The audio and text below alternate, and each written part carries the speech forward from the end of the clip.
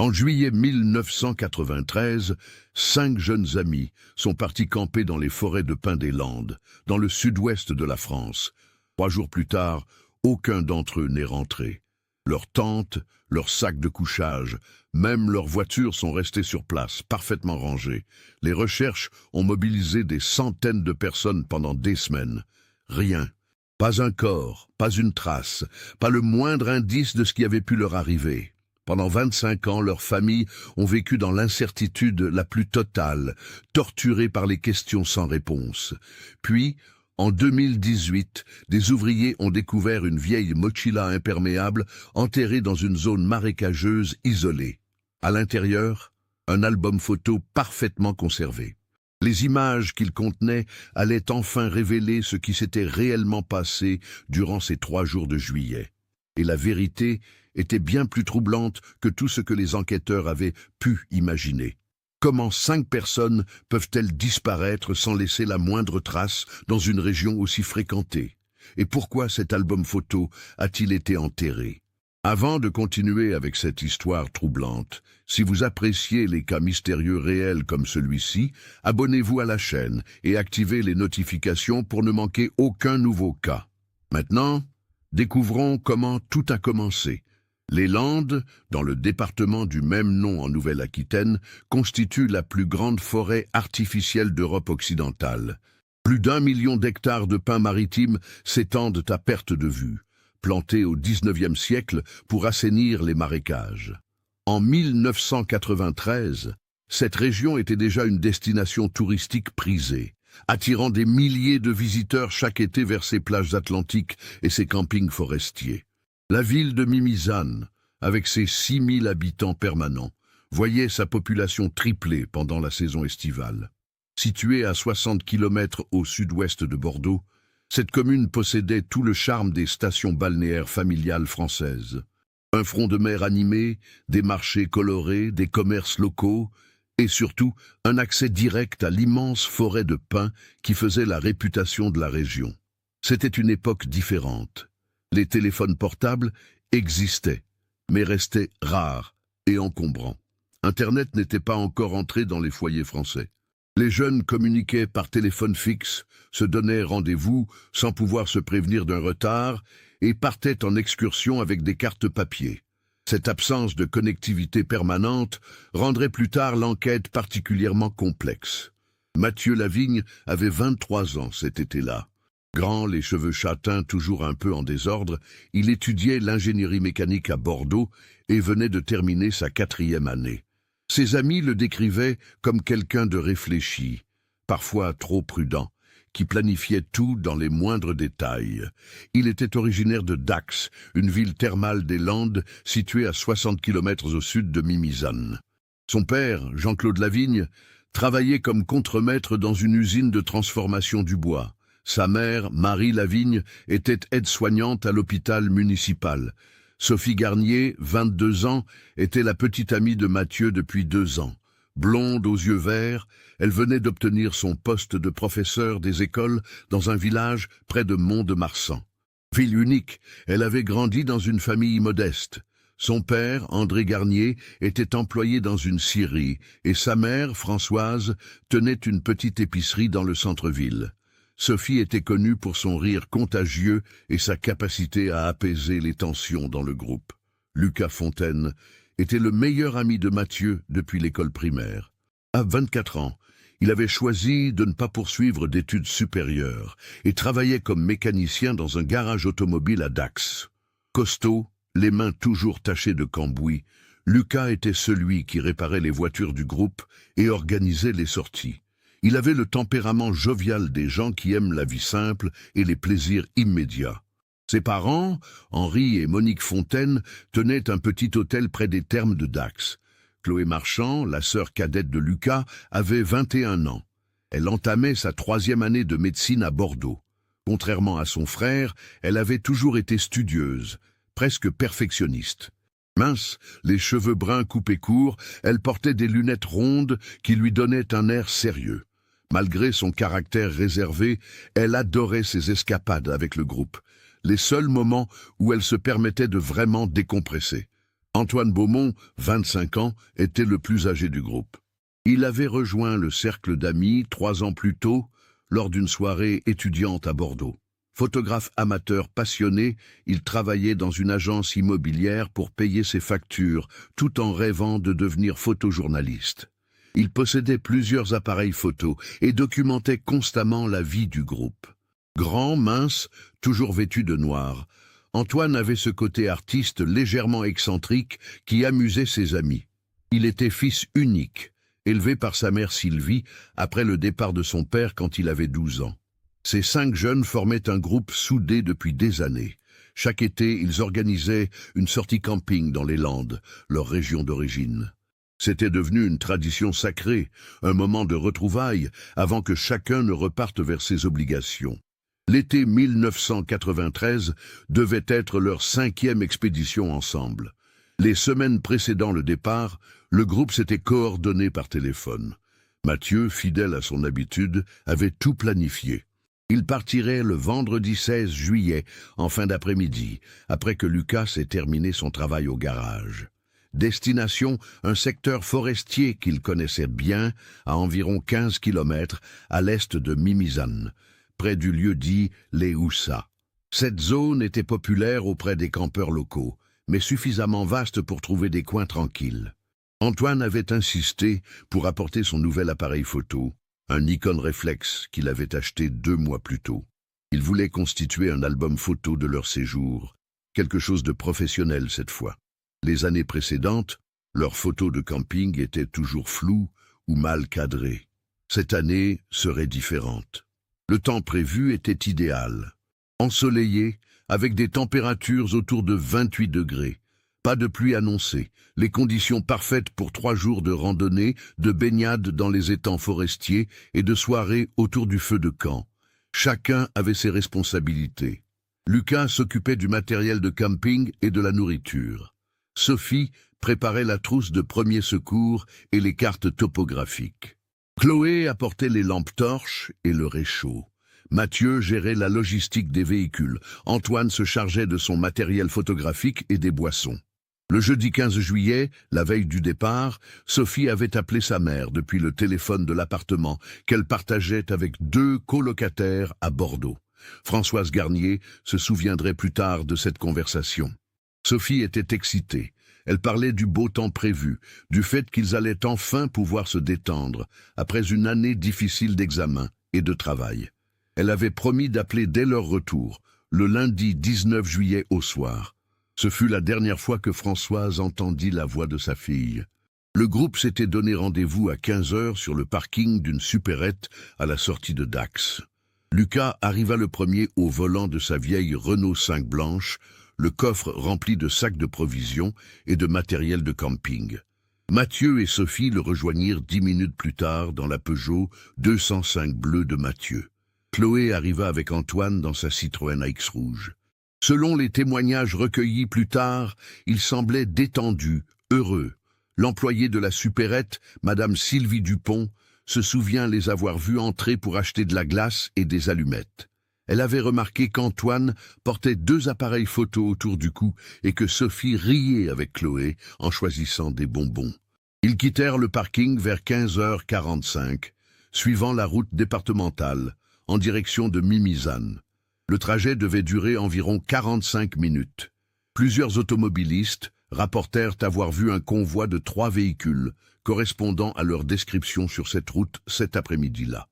Vers 17 h, ils atteignirent le secteur des Houssas.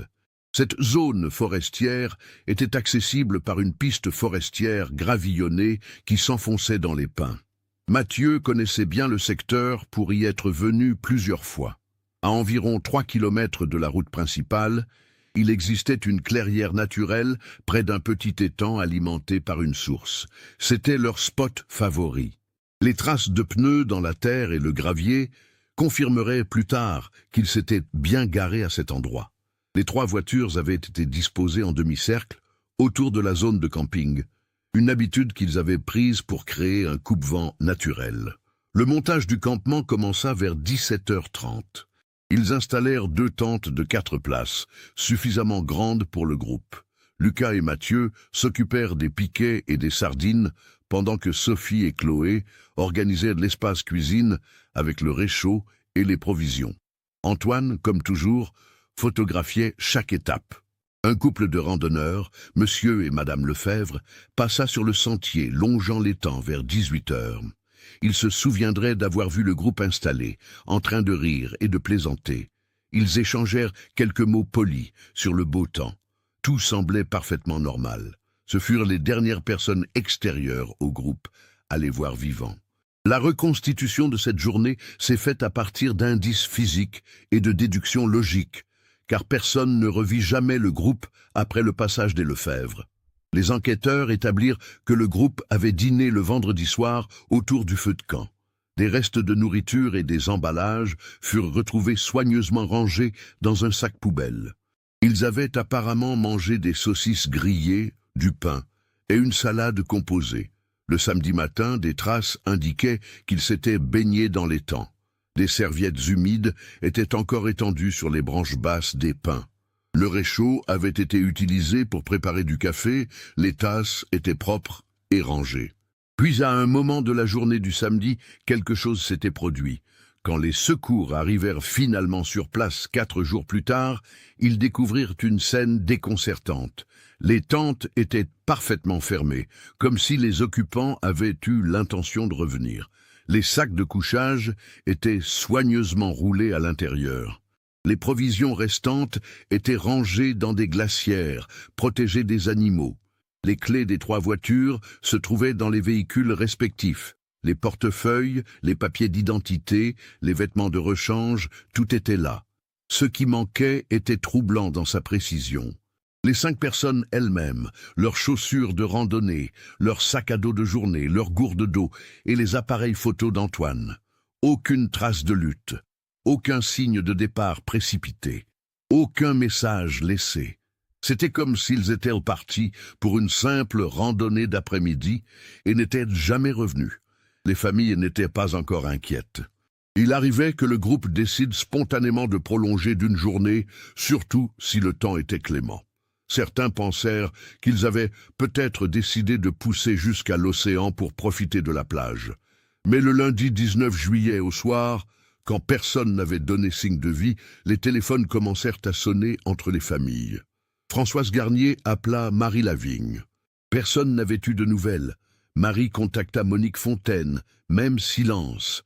À 22 heures, Jean-Claude Lavigne décida de prévenir les gendarmes. La brigade de gendarmerie de Mimizan reçut l'appel vers 22h15. Au début, les gendarmes considérèrent qu'il était peut-être prématuré de s'inquiéter. Des jeunes adultes en camping qui prolongent leur séjour, cela arrivait fréquemment. Mais Jean-Claude insista. Son fils n'était pas du genre à inquiéter sa famille. Et surtout, Mathieu devait reprendre le travail le mardi matin dans un cabinet d'ingénierie où il faisait un stage d'été. Il n'aurait jamais manqué ce rendez-vous sans prévenir. Le commandant de gendarmerie, Bruno Mercier, un homme d'une 50aine d'années avec 30 ans d'expérience, décida d'envoyer une patrouille dès le lendemain matin aux premières heures. Quelque chose dans le ton de Jean-Claude l'avait alerté. À 7 heures du matin, 2 gendarmes, l'adjudant Patrick Arnaud et le gendarme Julien Fabre, prirent la direction des Houssas dans leur véhicule de service. Ils connaissaient bien le secteur pour y avoir effectué des patrouilles régulières pendant la saison estivale. En arrivant sur le site vers 7h45, ils aperçurent immédiatement les 3 voitures. Le cœur de Patrick Arnaud se serra.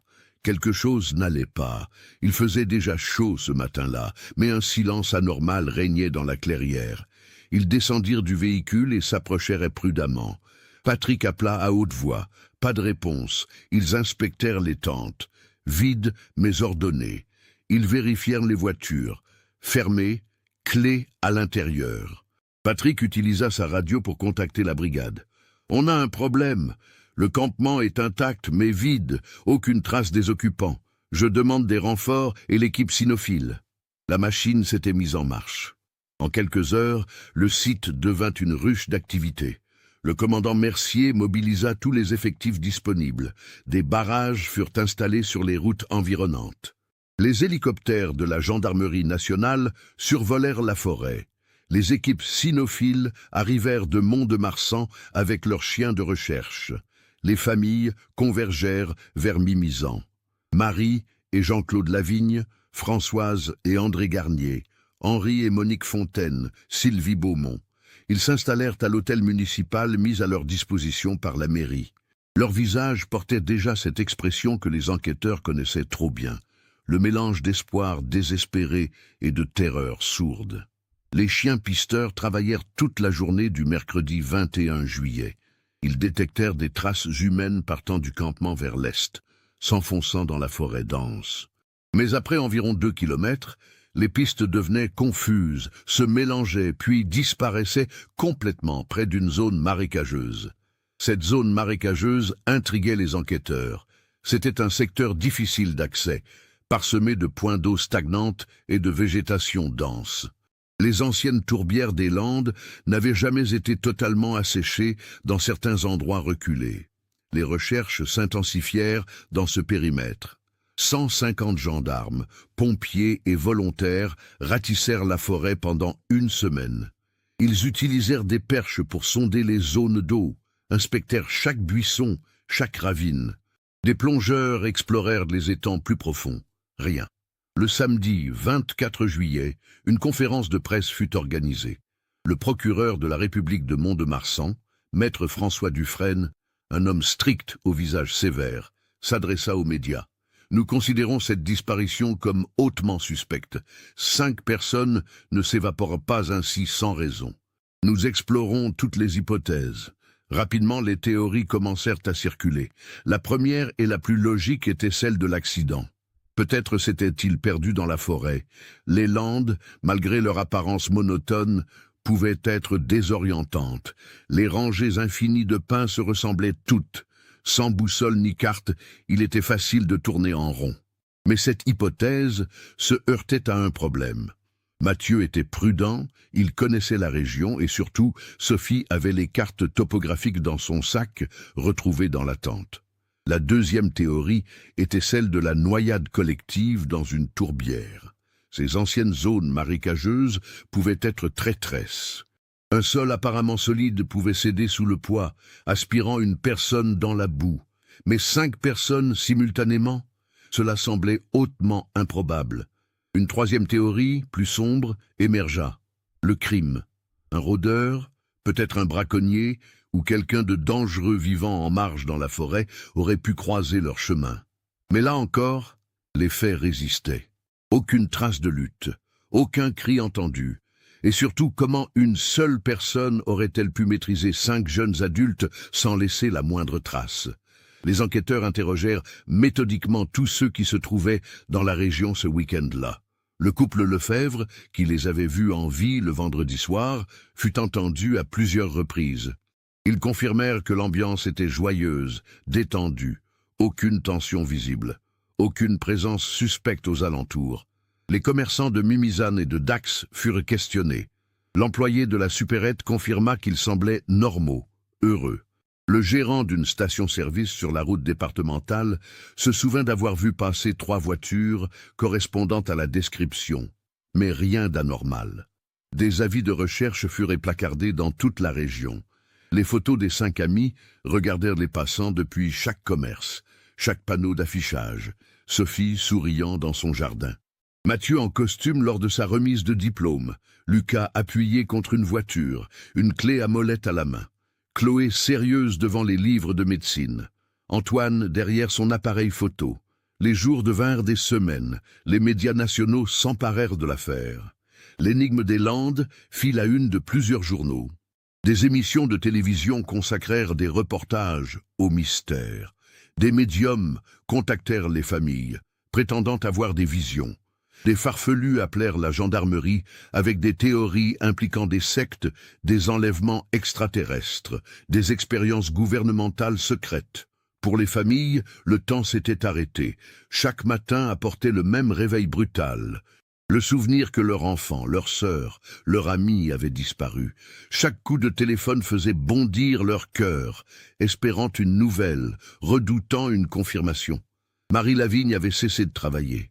Elle passait ses journées assise près de la fenêtre, fixant la rue, comme si Mathieu allait soudain apparaître au coin. Jean-Claude continuait à se rendre à l'usine, mais ses collègues remarquèrent qu'il était devenu silencieux, absent. Le travail était devenu mécanique, une façon de traverser les heures. Françoise Garnier avait transformé la chambre de Sophie en sanctuaire. Rien n'avait été déplacé. Les livres de classe étaient toujours empilés sur le bureau, les posters au mur, les peluches d'enfance sur le lit. André passait des heures dans l'épicerie, servant les clients avec un sourire forcé, s'effondrant en larmes dès qu'il se retrouvait seul dans l'arrière-boutique. Henri et Monique Fontaine avaient perdu leurs 2 enfants d'un coup. Lucas et Chloé avaient toujours été leur fierté, si différents mais si proches. L'hôtel continuait de fonctionner, les clients venaient et repartaient, ignorant du drame qui se jouait dans le cœur des propriétaires. Monique avait développé une habitude étrange. Chaque soir, elle mettait 2 couverts supplémentaires sur la table, comme si ses enfants allaient rentrer pour dîner. Sylvie Beaumont, mère célibataire, avait perdu son unique raison de vivre. Antoine était tout pour elle. Elle avait sacrifié tant de choses pour l'élever seule après le départ de son mari. Maintenant, elle errait dans l'appartement, serrant contre elle les albums photos qu'Antoine avait constitués au fil des années. Des centaines de photos de paysages, de moments volés, de vies capturées. Ironiquement, celui qui documentait tout avait lui-même disparu sans laisser de traces. Les 5 familles se retrouvaient régulièrement, d'abord plusieurs fois par semaine, puis moins souvent à mesure que les mois passaient. Ils formaient un club dont personne ne voulait être membre, celui des familles de disparus. Ils partageaient leurs espoirs, leurs craintes, leurs théories. Ils se soutenaient mutuellement dans ce cauchemar qui n'avait pas de fin. Les recherches actives furent officiellement suspendues en septembre. Les effectifs furent réaffectés à d'autres affaires. Le dossier restait ouvert, bien sûr, mais passé en mode veille. Le commandant Mercier promit aux familles qu'au moindre nouvel élément, tout serait remis en marche. L'automne transforma la forêt. Les pins restaient verts, mais la végétation basse jaunissait. Les jours raccourcissaient. Le site du campement, après avoir été minutieusement examiné par les techniciens de l'identité judiciaire, avait été libéré. Les 3 voitures avaient été restituées aux familles. Jean-Claude gara la Peugeot de Mathieu dans son garage et n'y toucha plus. Henri fit de même avec la Citroën de Chloé. Curieusement, la Renault de Lucas fut volée 3 semaines après avoir été rendue à ses parents. Elle fut retrouvée abandonnée près de Bordeaux, utilisée pour un cambriolage. Ce vol ajouta une couche d'absurdité au drame. Noël 1993 fut particulièrement éprouvant. Les familles tentèrent de maintenir les traditions, mais les chaises vides autour des tables étaient comme des gouffres. Marie Lavigne avait quand même préparé le plat préféré de Mathieu, un cassoulet, comme si cela pouvait le faire revenir. Françoise Garnier avait acheté un cadeau pour Sophie, une écharpe bleue qu'elle avait vue dans une vitrine et que sa fille aurait adorée. Le paquet resta sous le sapin, non ouvert. Au fil du temps, l'affaire devint une sorte de légende locale. Les gens en parlaient à voix basse. Des théories continuaient de circuler. Certains prétendaient que le groupe avait rejoint une secte et vivait quelque part sous de fausses identités. D'autres parlaient d'une fuite volontaire, d'un pacte pour tout quitter et recommencer ailleurs. Ces spéculations faisaient souffrir les familles qui savaient, elles, que leurs enfants n'avaient aucune raison de fuir leur vie. En 1995, le procureur autorisa une déclaration judiciaire de décès. Les familles pouvaient enfin, si elles le souhaitaient, obtenir des certificats de décès présumés. Marie et Jean-Claude refusèrent catégoriquement. « Tant qu'on n'a pas retrouvé son corps, mon fils est vivant quelque part », répétait Marie. Françoise et André acceptèrent finalement en 1996, après que leur notaire leur eut expliqué les complications légales et financières de ne pas le faire. Les anniversaires des disparus étaient des tortures annuelles. Chaque 16e juillet, une cérémonie commémorative avait lieu à Mimizan. Les familles s'y rendaient, accompagnées de quelques fidèles, des amis, des voisins, le commandant Mercier qui venait même après sa retraite en 2002. La vie continuait malgré tout. Jean-Claude prit sa retraite en 1998. André et Françoise vendirent leur épicerie en 2001 et déménagèrent dans une petite maison à la campagne. Trop de souvenirs les hantant en ville. Henri et Monique cédèrent l'hôtel à un neveu en 2003. Sylvie Beaumont ne se remit jamais vraiment. Elle continua à travailler comme secrétaire médicale, mais ses collègues remarquèrent son regard toujours un peu absent, comme si une partie d'elle était restée dans cette forêt de juillet 1993. À mesure que les années passaient, l'affaire s'estompait de la mémoire collective. Les nouveaux habitants de Mimizan ne connaissaient pas l'histoire. Les touristes campèrent dans la forêt sans savoir qu'un mystère non résolu planait sur ces lieux. Seuls les anciens, ceux qui étaient là en 1993, se souvenaient encore des visages sur les affiches. Le dossier, conservé à la brigade de gendarmerie puis transféré aux archives départementales, prenait la poussière. De temps en temps, un jeune enquêteur zélé le ressortait, espérant trouver un angle inexploré. Mais après tant d'années, que pouvait-on découvrir de nouveau? Les parents vieillissaient. Jean-Claude développa des problèmes cardiaques. Marie souffrait d'arthrose. Henri décéda en 2012 d'un cancer, emportant avec lui une partie du chagrin. Monique le suivit 2 ans plus tard. André Garnier mourut en 2016 d'un AVC. Sylvie Beaumont fut diagnostiquée avec la maladie d'Alzheimer en 2015 et placée en établissement spécialisé en 2017. Les familles s'étaient désagrégées. Il ne restait plus que Marie Lavigne et Françoise Garnier, maintenant dans leurs 70 ans, qui se téléphonaient encore régulièrement, partageant leurs douleurs jamais totalement cicatrisées. L'affaire des 5 disparus des Landes était devenue une note de bas de page dans l'histoire criminelle française. Un cold case parmi tant d'autres. Un mystère sans réponse dans un pays qui comptait des dizaines de disparitions inexpliquées chaque année.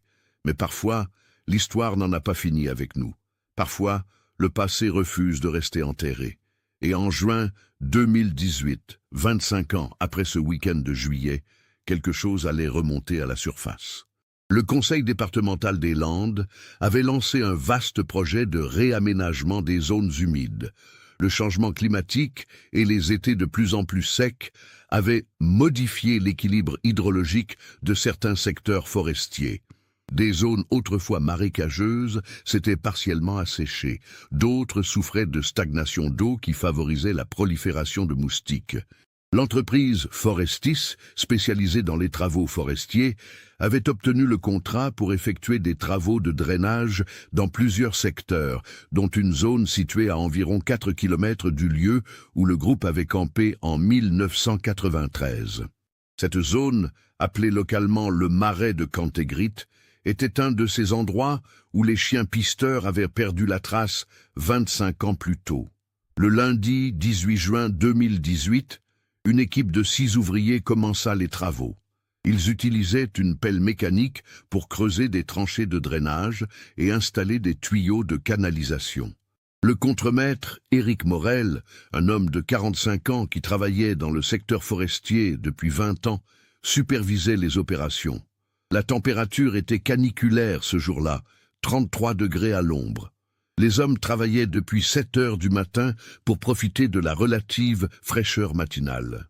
Vers 10h30, l'opérateur de la pelle, David Santana, remarqua quelque chose d'anormal dans la terre qu'il venait d'extraire. « Éric, il y a un truc bizarre ici. » Éric s'approcha.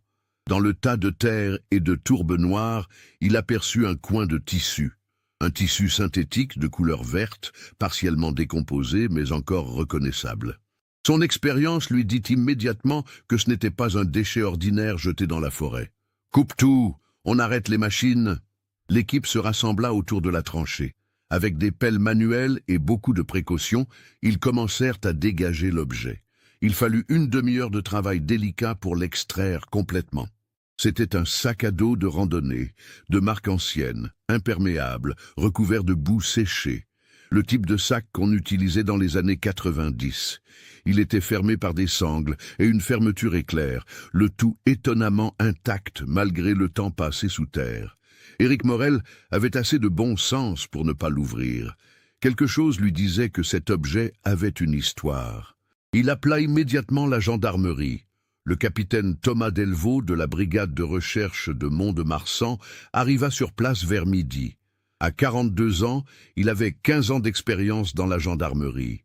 Il examina le sac sans y toucher, photographia sa position, prit des notes détaillées. Personne n'y touche.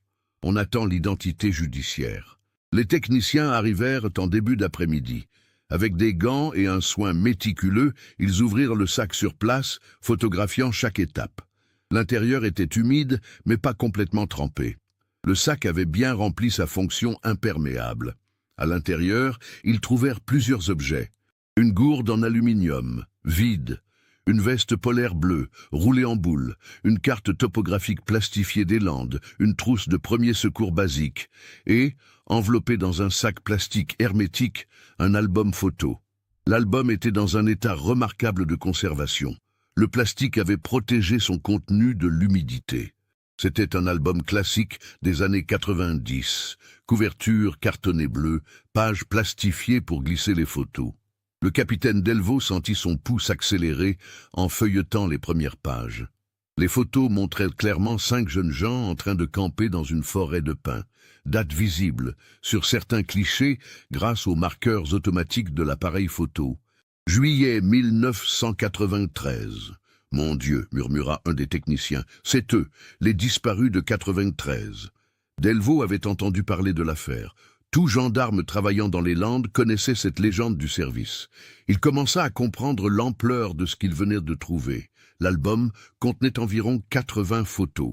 Elles avaient été soigneusement rangées dans l'ordre chronologique. Les premières montraient le départ, le montage des tentes, les sourires, l'insouciance. Puis venaient des clichés de randonnée en forêt, de baignade dans l'étang, de repas autour du feu. Et puis, dans les dernières pages, quelque chose changeait, les visages n'étaient plus les mêmes. On y voyait de l'inquiétude, de la peur. Une photo montrait le groupe rassemblé, regardant tous dans la même direction, hors du cadre. Leurs expressions étaient tendues. L'avant-dernière photo était particulièrement troublante.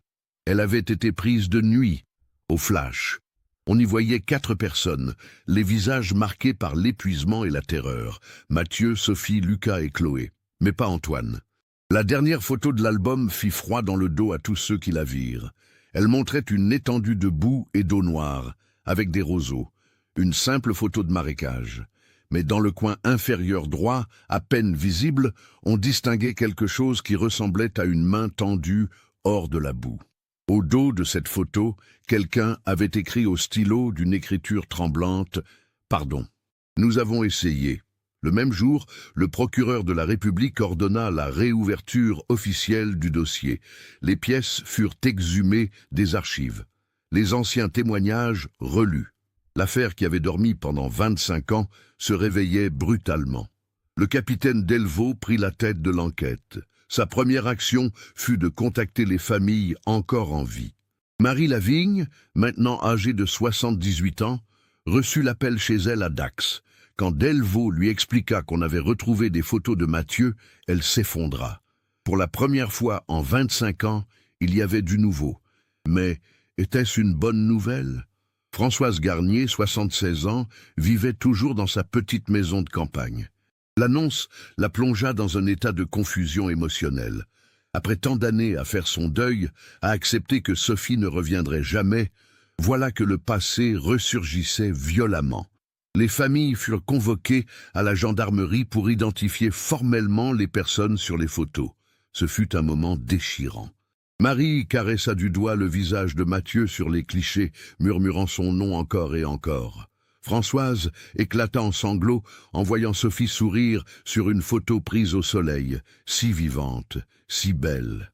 Les enquêteurs montrèrent également les dernières photos, celles qui montraient la peur sur les visages. Reconnaissez-vous quelque chose dans ces images? Un détail qui pourrait nous aider? Mais non, rien de reconnaissable à part leurs enfants, figés dans un moment de terreur que personne ne pouvait expliquer. Une cellule spécialisée fut constituée. Des experts en analyse d'images furent appelés. Chaque photo fut numérisée en haute définition, agrandie, étudiée pixel par pixel. Les métadonnées des appareils photo révélèrent que les clichés avaient été pris entre le vendredi 16 juillet à 17h42 et le dimanche 18 juillet à 23h17. Donc l'album couvrait bien les 3 jours du séjour.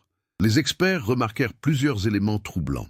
Premièrement, les photos du samedi après-midi montraient le groupe marchant dans la forêt, mais ils semblaient avoir quitté les sentiers balisés.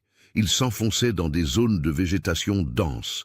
Deuxièmement, sur une série de photos prises le samedi en fin d'après-midi, on voyait Sophie et Chloé près d'une formation rocheuse inhabituelle pour la région des Landes.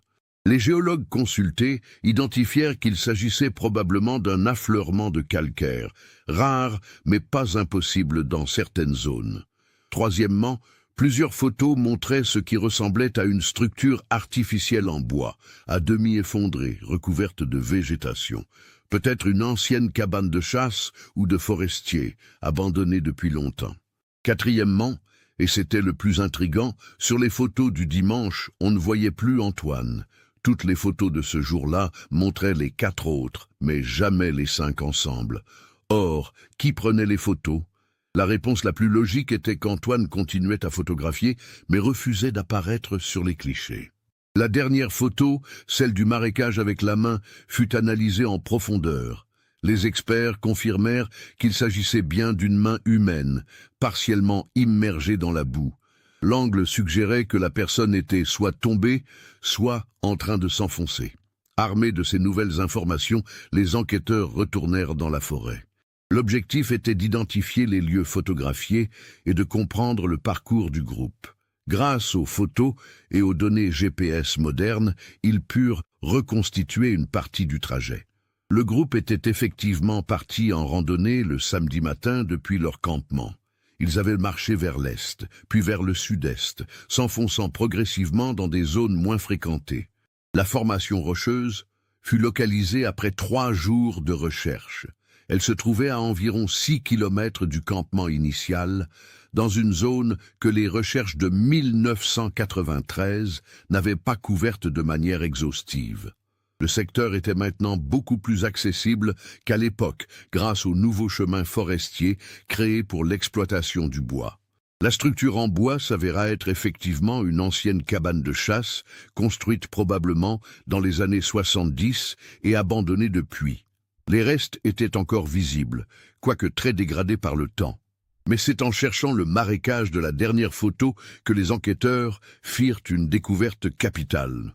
En comparant les photos avec la topographie actuelle et en tenant compte des modifications du terrain sur 25 ans, ils identifièrent une zone correspondant exactement au marais de Cantegrit, l'endroit même où le sac à dos avait été trouvé. Une équipe complète fut déployée sur le site. Géomètres, archéologues habitués aux fouilles en milieu humide, plongeurs spécialisés, chiens détecteurs de restes humains. Si les 5 jeunes étaient morts dans ce marais, peut-être leur corps s'y trouvait-il encore. Les travaux durèrent 2 semaines. La zone fut systématiquement quadrillée et sondée. Les couches de tourbe furent délicatement excavées. L'eau fut pompée par sections pour permettre l'exploration du fond. Et ils trouvèrent, à 3 mètres de profondeur, dans une poche de tourbe particulièrement dense, les restes de ce qui avait été un corps humain. Les conditions anaérobiques du marais avaient partiellement préservé certains tissus organiques et surtout les os. À côté du squelette, un appareil photo Nikon, le même modèle qu'Antoine possédait selon les témoignages de sa mère.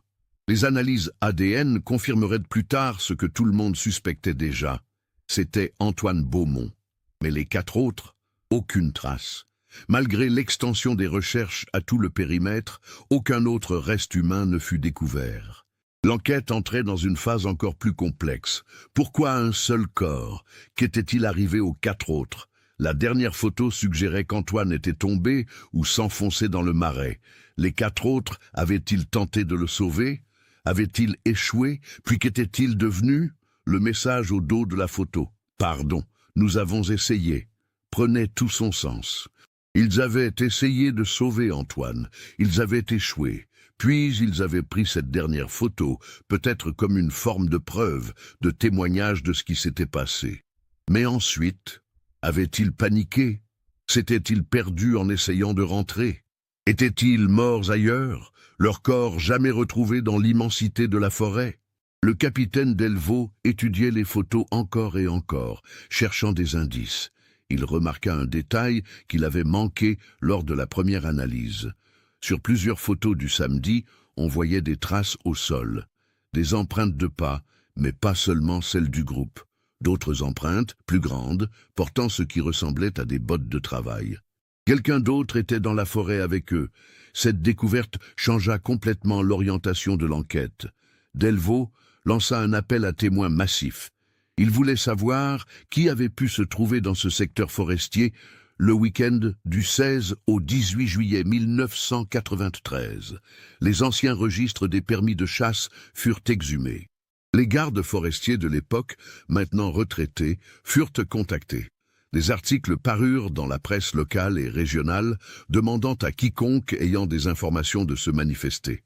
La réponse arriva d'une source inattendue. Un homme de 68 ans, Marcel Durand, ancien employé de l'Office national des forêts, appela la gendarmerie. Il avait une histoire à raconter. Marcel Durand fut reçu au bureau du capitaine Delvaux le mercredi 4 juillet 2018. C'était un homme voûté par l'âge, les mains noueuses de quelqu'un qui avait travaillé toute sa vie en extérieur. Il semblait nerveux, tripotant sa casquette entre ses doigts. « Je ne sais pas si c'est important, » commença-t-il. Mais quand j'ai vu l'appel dans le journal, je me suis dit que je devais venir. Delvaux l'encouragea à continuer. En juillet 1993, je travaillais comme garde forestier. Mon secteur incluait la zone des Houssattes et le marais de Cantégrit. Ce week-end-là, le samedi, je crois, j'effectuais ma tournée habituelle. J'ai croisé un groupe de jeunes dans la forêt, vers le milieu de l'après-midi. Le cœur de Delvaux bondit. Pouvez-vous les décrire ? Il y avait 3 hommes et 2 femmes. Ils avaient l'air d'avoir une vingtaine d'années. L'un d'eux portait des appareils photo. Ils m'ont demandé des indications. Des indications pour aller où ? Marcel hésita. C'est là que ça devient étrange. Ils cherchaient une vieille cabane de chasse. Le gars avec les appareils photo, il m'a dit qu'il voulait la photographier pour un projet artistique sur les structures abandonnées. Je leur ai indiqué la direction. Je leur ai aussi dit de faire attention parce que plus loin, il y avait des zones marécageuses dangereuses. Vous leur avez parlé longtemps ? Non, 5 minutes peut-être. Ils avaient l'air pressés de continuer. Je me souviens que l'un des garçons, le plus costaud, portait un gros sac à dos vert. Je me suis dit qu'ils étaient bien équipés. Un sac à dos vert, celui qui avait été retrouvé. Et après, vous les avez revus ?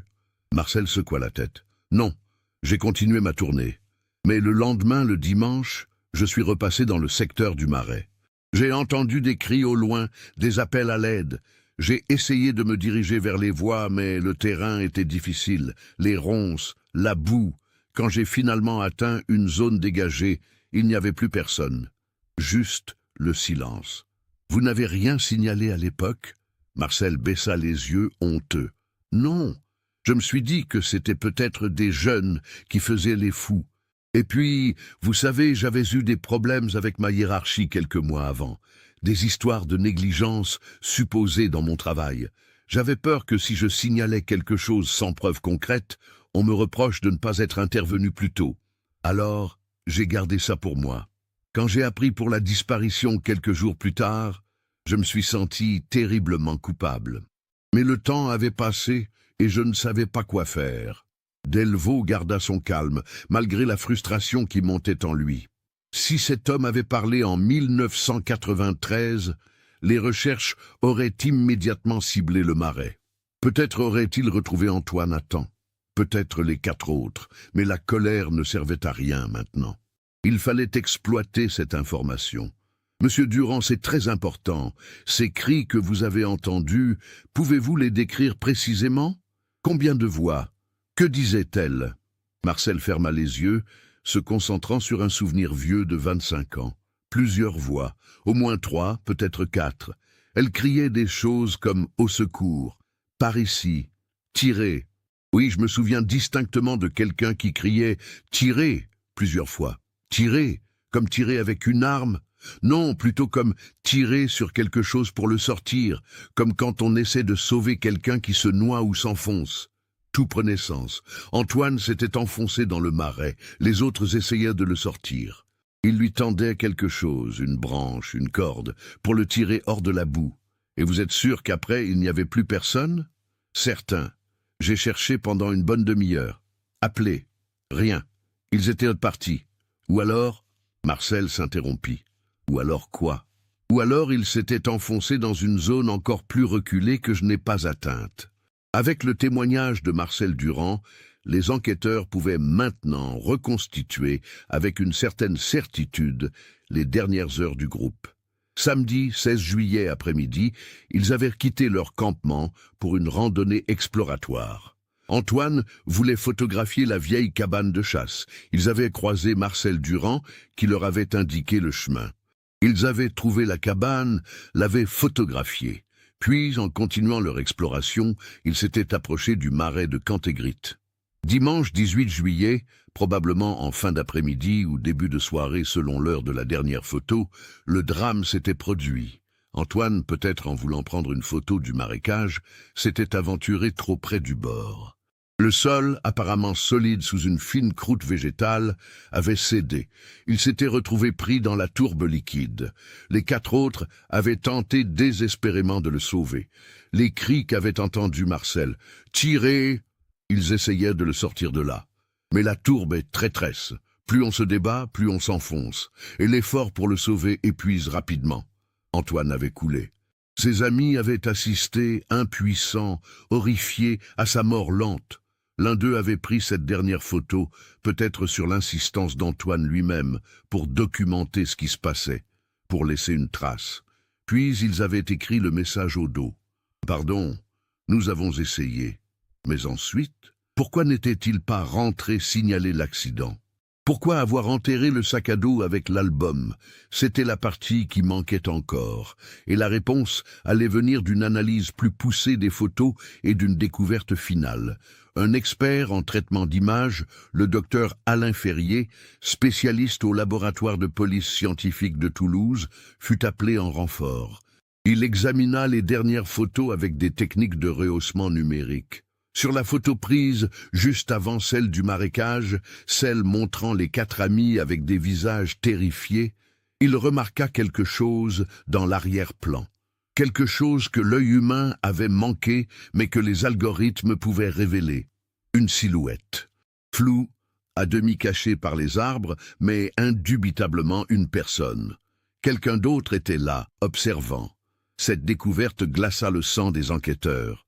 Il n'y avait pas que le groupe dans la forêt ce jour-là. Quelqu'un d'autre était présent au moment du drame. Marcel Durand fut convoqué à nouveau, cette fois pour un interrogatoire formel.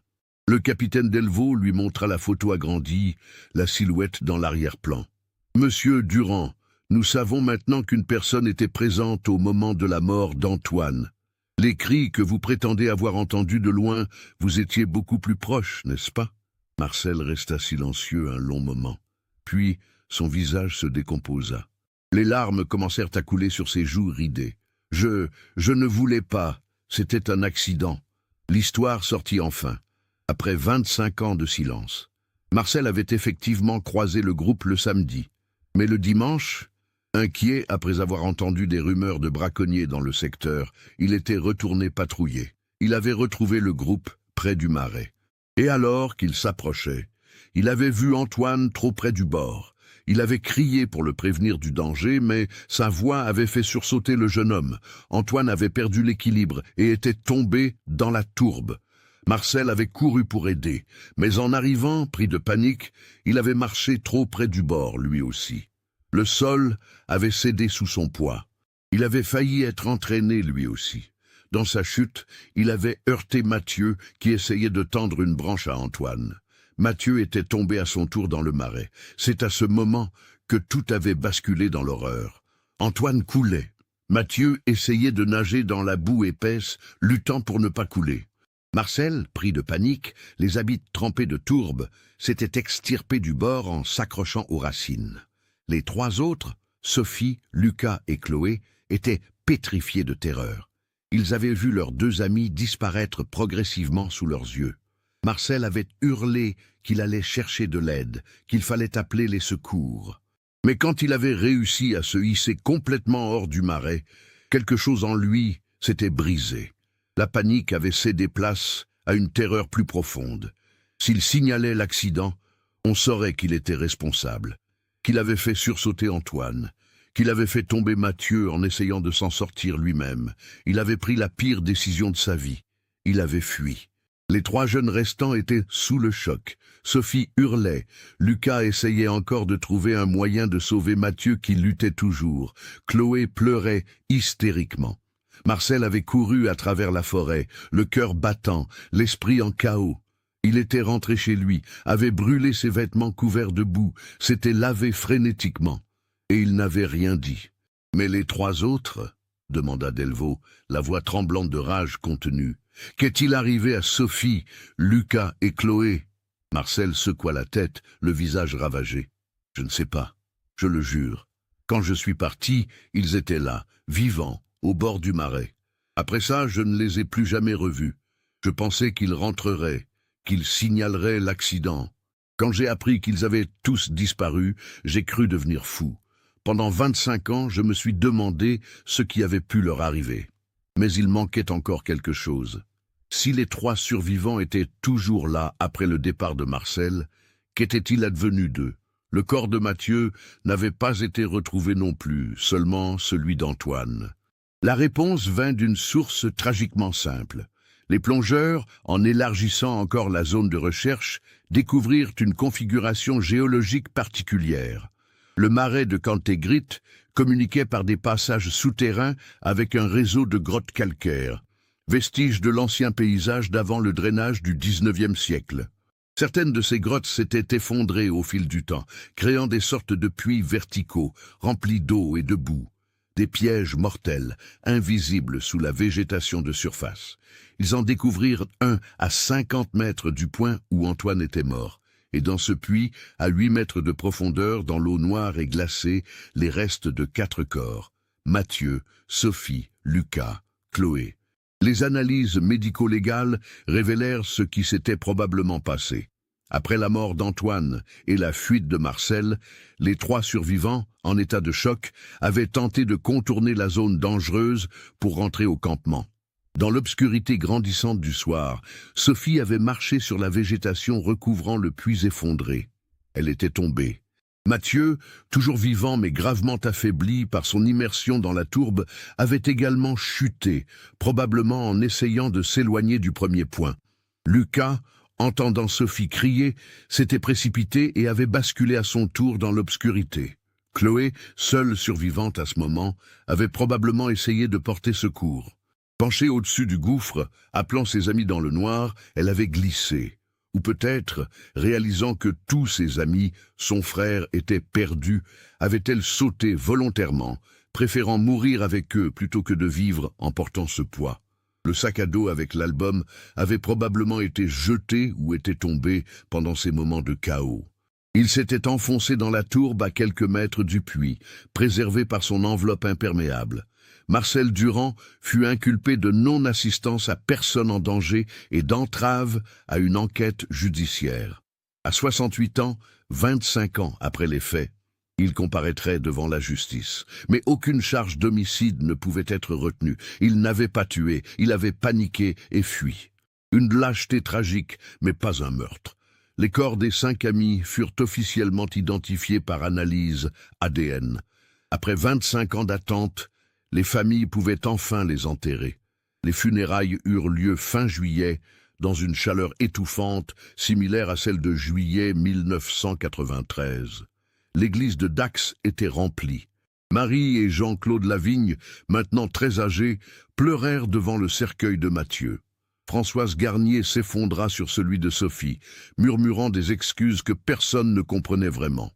La presse nationale couvrit l'affaire abondamment. Le mystère des Landes, enfin résolu après 25 ans, titraient les journaux. Les photos de l'album, à l'exception des plus macabres, furent publiées. Le public découvrit les visages de ces 5 jeunes qui avaient disparu un été, parti pour un simple week-end de camping et pris dans une spirale de malchance et de hasard tragique. Car c'était bien cela finalement, pas de complot, pas de tueur en série, pas de mystère paranormal. Juste une série d'accidents effroyables, amplifiés par la panique et la lâcheté d'un homme. Si Marcel n'avait pas crié, Antoine n'aurait peut-être pas sursauté. Si Marcel n'avait pas paniqué, les secours auraient pu être appelés à temps. Si les 3 survivants n'avaient pas essayé de contourner le marais dans l'obscurité, ils auraient pu être sauvés. Si, si. Le mot le plus cruel de la langue française. Marie Lavigne mourut 3 mois après les funérailles, en octobre 2018. Le médecin parla d'insuffisance cardiaque, mais tout le monde savait qu'elle était morte de chagrin réveillé. Pendant 25 ans, elle avait vécu dans l'espoir irrationnel que Mathieu pourrait encore être vivant quelque part. Maintenant qu'elle savait la vérité, qu'elle avait vu son cercueil, cet espoir était mort avec lui. Françoise Garnier vécut encore 2 ans. Elle mourut paisiblement dans son sommeil en janvier 2020. Dans sa chambre, sur la table de nuit, il y avait une photo de Sophie, souriante, prise lors d'un pique-nique l'été avant sa disparition. Jean-Claude Lavigne, maintenant complètement seul, déménagea dans une maison de retraite près de Bordeaux. Il y vécut encore 3 ans, parlant rarement, regardant souvent par la fenêtre les pins au loin. Il s'éteignit en mai 2021. Sylvie Beaumont, la mère d'Antoine, ne comprit jamais vraiment ce qui s'était passé. La maladie d'Alzheimer l'avait déjà trop affectée quand les corps furent retrouvés. Elle mourut en 2019 sans savoir que son fils avait enfin été enterré dignement. Les parents de Lucas et Chloé étaient déjà décédés avant la découverte. Ils n'avaient jamais su ce qui était arrivé à leurs enfants. C'était peut-être une miséricorde. En mars 2019, Marcel Durand comparut devant le tribunal correctionnel de Mont-de-Marsan. Il plaida coupable de tous les chefs d'accusation. Il raconta son histoire, la voix brisée, devant une salle remplie de journalistes et de curieux. Son avocat plaida les circonstances atténuantes. Un moment de panique. Un homme qui avait vécu 25 ans avec ce poids sur la conscience. Qui n'avait jamais vraiment vécu après cet été 1993. Le procureur fut implacable. 5 vies perdues, des familles torturées pendant un quart de siècle, des corps qui n'avaient pu être enterrés dignement. Tout cela parce qu'un homme avait choisi sa tranquillité plutôt que le devoir d'assistance. Le tribunal le condamna à 5 ans de prison avec sursis, compte tenu de son âge et du temps écoulé. Mais plus lourde que la sentence judiciaire fut la sentence sociale. Marcel Durand devint l'homme le plus haï des Landes. Sa maison fut taguée. Il reçut des menaces de mort. Il dut déménager dans une autre région, vivre sous un nom différent. Il mourut 2 ans plus tard, en 2021, seul dans un appartement anonyme. Certains dirent que c'était une mort trop douce pour lui. D'autres pensèrent qu'il avait finalement purgé sa peine, non pas dans une prison de barreaux, mais dans une prison de conscience qui avait duré 25 ans. L'affaire laissa des traces profondes dans la région. Le marais de Cantégrite fut clôturé et des panneaux d'avertissement furent installés. Les zones dangereuses de la forêt furent cartographiées et signalées. Des formations furent organisées pour les gardes forestiers et les secouristes sur les dangers des tourbières. Une plaque commémorative fut installée à l'entrée du secteur forestier des Houssas. Elle porte les noms des 5 amis et une inscription simple, en mémoire de Mathieu, Sophie, Lucas, Chloé et Antoine, disparus en juillet 1993. Que leurs souvenirs nous rappellent la fragilité de la vie et l'importance de la solidarité humaine. Chaque année, le 16 juillet, quelques personnes viennent déposer des fleurs devant cette plaque. Des amis d'enfance qui ont vieilli, des membres éloignés de la famille, des habitants de Dax et Mimizan qui se souviennent, et parfois des inconnus qui ont entendu l'histoire et viennent rendre hommage à ces 5 jeunes dont la vie a été fauchée par une série de hasards cruels. Il reste une question à laquelle personne ne peut répondre, une question philosophique, presque métaphysique. Si Chloé était la dernière survivante avant de tomber dans le puits, a-t-elle eu le temps de comprendre l'ampleur de la tragédie? A-t-elle réalisé que tous ses amis, son propre frère, étaient morts en quelques heures? Qu'elle était seule dans cette forêt nocturne, avec 5 corps et personne pour l'aider? Et si elle a compris, qu'a-t-elle ressenti dans ces derniers instants?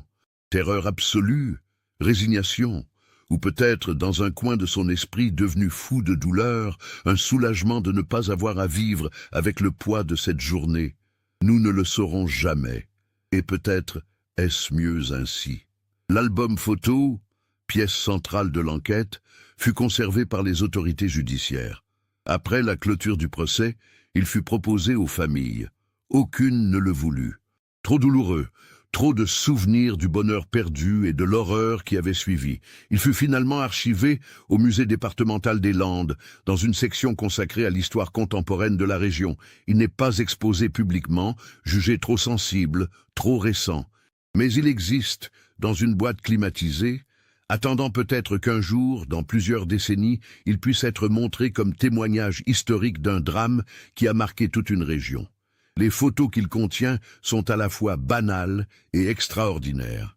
Banales car elles montrent ce que des milliers de jeunes ont photographié cet été-là et tous les étés. Des amis qui rient, qui campent, qui profitent de la vie. Extraordinaires car elles sont les dernières images de 5 personnes qui, quelques heures plus tard, seraient mortes dans des circonstances tragiques. La dernière photo, celle du marécage avec la main tendue, est peut-être l'une des images les plus bouleversantes jamais prises.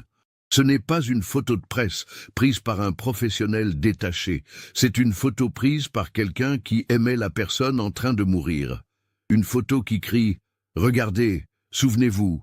Témoigner. Une photo qui dit « Nous avons essayé ».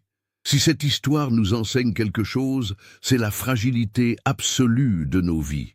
5 jeunes, pleins de projets, d'espoir, d'avenir, sont partis pour un simple week-end de camping. 3 jours, 72 heures, et ils ne sont jamais revenus. Ce n'était pas parce qu'ils étaient imprudents. Ils connaissaient la région. Ils étaient bien équipés. Ils avaient prévenu leur famille. Ils avaient fait tout ce qu'il fallait. Mais parfois, la vie ne se soucie pas de nos précautions. Parfois, une série de hasards tragiques s'enchaîne. Un cri au mauvais moment, un pas dans la mauvaise direction, une décision prise dans la panique. Et tout bascule. Cette histoire nous enseigne aussi les conséquences du silence.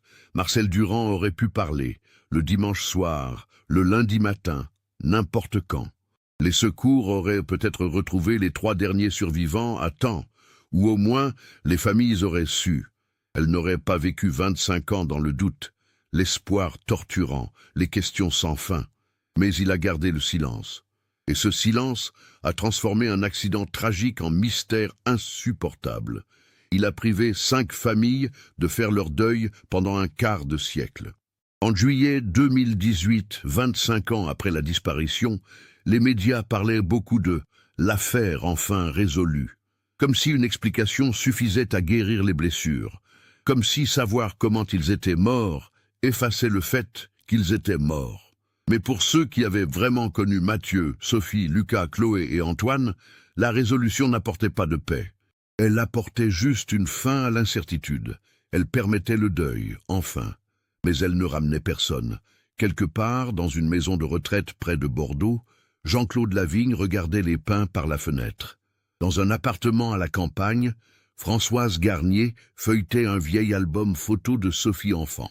Dans les rues de Dax, des gens passaient devant l'ancienne maison des Fontaines sans savoir qu'un frère et une sœur en étaient partis un jour de juillet et n'étaient jamais revenus. La vie continue. C'est ce qu'elle fait. Même après les tragédies. Même après les mystères résolus, les saisons passent, les forêts grandissent, les gens naissent, vivent, meurent. Mais dans la mémoire collective des Landes, l'été 1993 restera à jamais l'été où 5 jeunes se sont évaporés. L'été où une série de hasards cruels a transformé un week-end ordinaire en tragédie extraordinaire. Et dans un musée départemental, dans une boîte climatisée, un album photo attend, témoin silencieux d'un bonheur perdu, d'une amitié détruite, d'une série de vies fauchées trop tôt. Les photos ne mentent jamais. Elles capturent un instant de vérité, figé pour l'éternité. Et ces photos-là capturent la vérité la plus cruelle qui soit. Que tout peut basculer en un instant, que la joie peut se transformer en horreur, que la vie peut être arrachée sans prévenir, que personne n'est jamais vraiment en sécurité, jamais vraiment à l'abri, que chaque au revoir pourrait être le dernier. C'est une leçon que personne ne veut apprendre, mais que l'histoire de ces 5 amis disparus dans les Landes enseigne avec une clarté brutale. Cette histoire nous montre à quel point nos choix, même dans les moments de panique, peuvent avoir des conséquences dévastatrices sur tant de vies. Le silence de Marcel Durand a transformé une tragédie en mystère insoutenable pour des dizaines de personnes pendant 25 ans. Elle nous rappelle aussi l'importance de parler, de témoigner, même quand c'est difficile, même quand on a peur des conséquences. Qu'avez-vous pensé de cette histoire ? Avez-vous perçu les signes tout au long de la narration qui menait vers ce dénouement tragique? Partagez vos réflexions dans les commentaires. Si vous avez apprécié cette enquête approfondie sur un cas qui a marqué toute une région, n'oubliez pas de vous abonner à la chaîne et d'activer les notifications pour ne manquer aucun nouveau cas. Laissez un like si cette histoire vous a touché et partagez-la avec quelqu'un qui s'intéresse également aux mystères résolus après des années d'incertitude.